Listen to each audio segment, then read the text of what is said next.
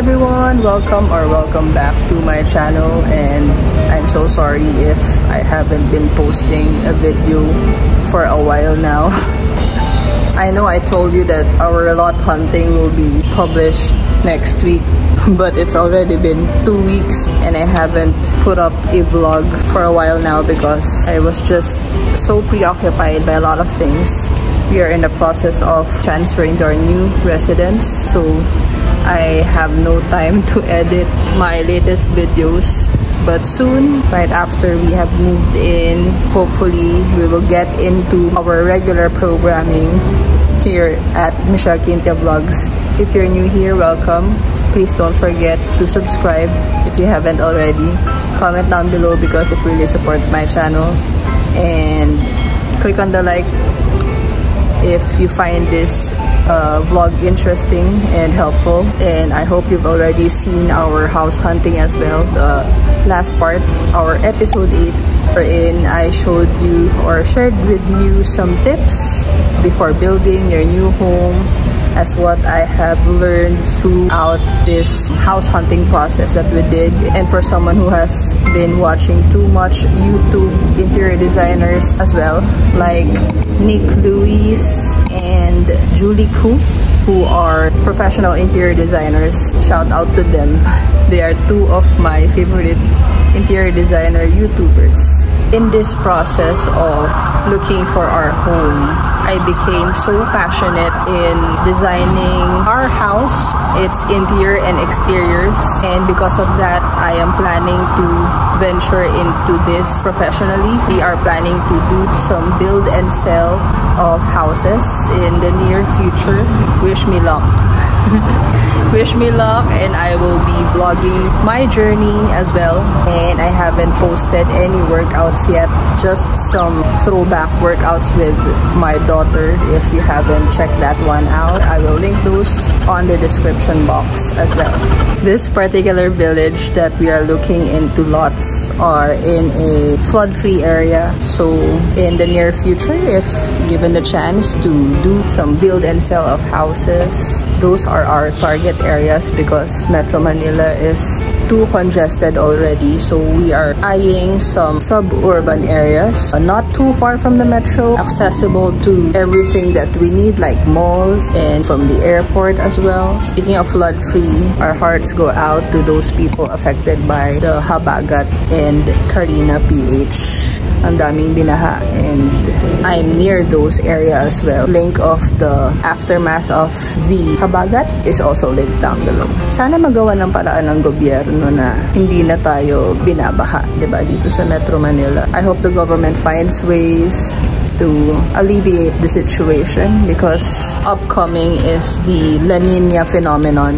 We will definitely be experiencing lots of rains, heavy rains and storms and typhoons by the next months to come. So that heavy flooding that we experienced, or our kababayans experienced, will definitely happen again. So if our government will not take measures to get rid of flooding, I don't think that the entire Metro Manila will be a flood-free area for the next generations, you know, because population is adding up and Filipinos are not segregating their wastes, and we are still using single-use plastic bags, you know. I hope that change will come from ourselves first, you know. If the government will change, why not change ourselves first?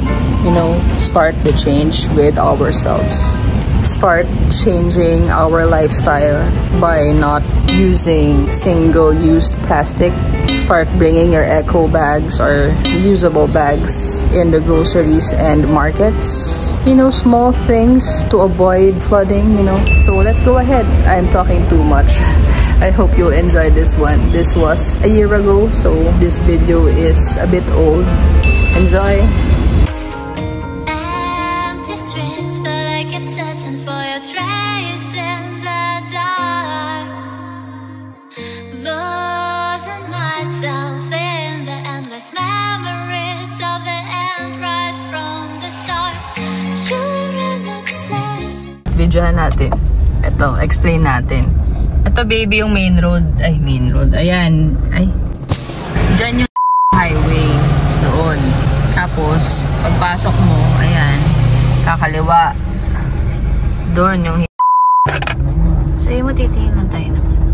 saan po tayo? Titignan yung lupang tinignan daw nila kanina. Tinignan namin kanina, Pangalan nyo lang po. Michelle Kincha. Michelle Kincha. Okay, thank you po.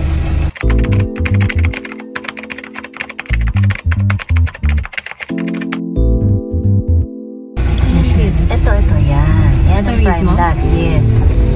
Oh, pagpasok mo ng gate, yan na yung Ayan, guard. ayan. Yung guard, may guard ka na sarili. Wow. Ayan, prime dot. Oh, maano din naman yung guard, oh. Laki yan. Tapos, saan ba? Diretso, sis. Ayan din, oh. This property is for sale. Oo nga, walang humps, oh. Hindi ma-humps yung sasakyan mo Diretso dito. ka. Diretso lang. Oo.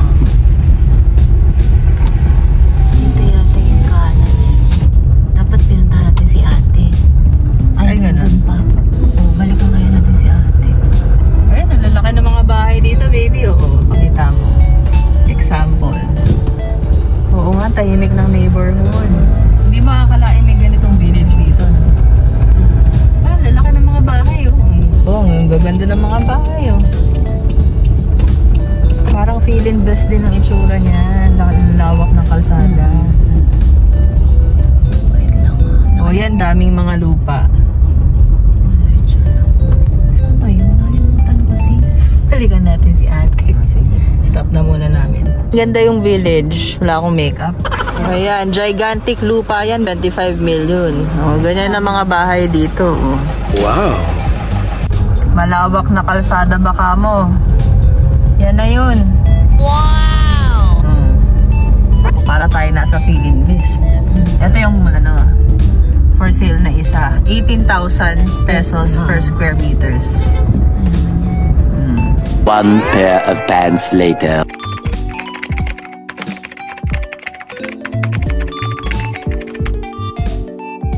Ayan, 200 po at 245 square meters yan. Tapos 21,000 per square. So mga 5.140 million. Yan siya. Tapos yun na yung aray ko. Ayan, yan yung gate. Tapos yan yung lupa. Corner lot.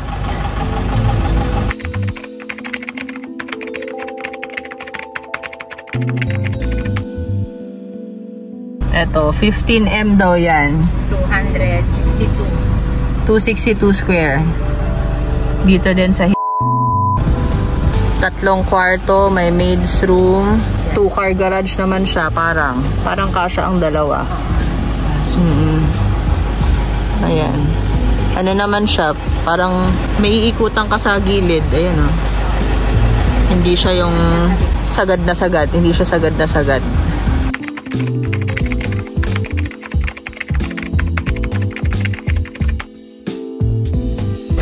Oh, 262 square daw yan. Wow. Kano per square te? 16. 16,000 per square. Medyo malayo na tayo sa main gate. Tapos, ito yung dead end. Yan siya. Kung kukumputin yun, magkano yung total nun? Pero 16,000 lang per pwede na. Pwede pa naman tawaran.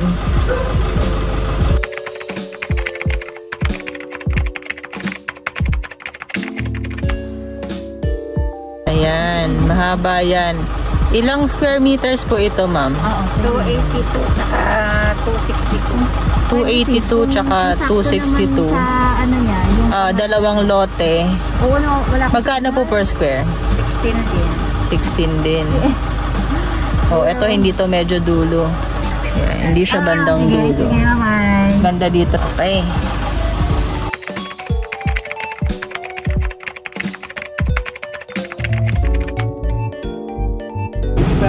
Oh, 216 daw yan. Square meters. Magkano po per square? Ay, 17 yan. 17,000.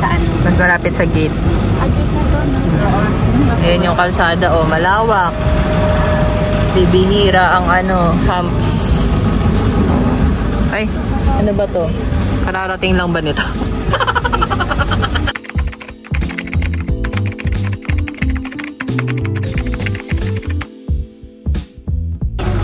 17,000 per square. Gana po, dalawang lote po ito. Yung bali tatlong ganda yan.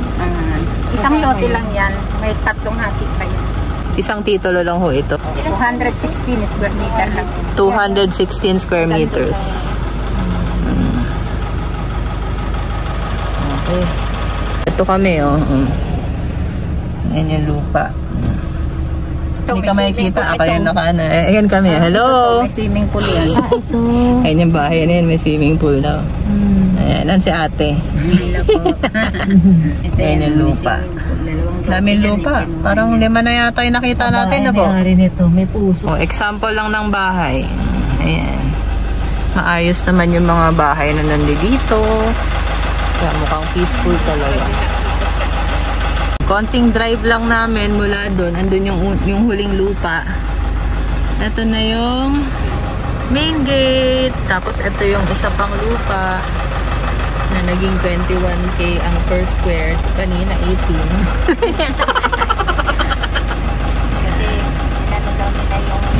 18. And that's it.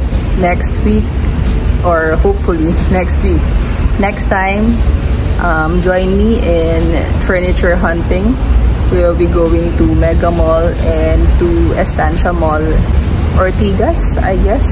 Yeah, Estancia Mall is in Ortigas and Mega Mall is in Mandaluyong. So I'll see you on those vlogs wherein we will be checking out some furnitures, some on-trend furnitures, and some mid-century modern furnitures.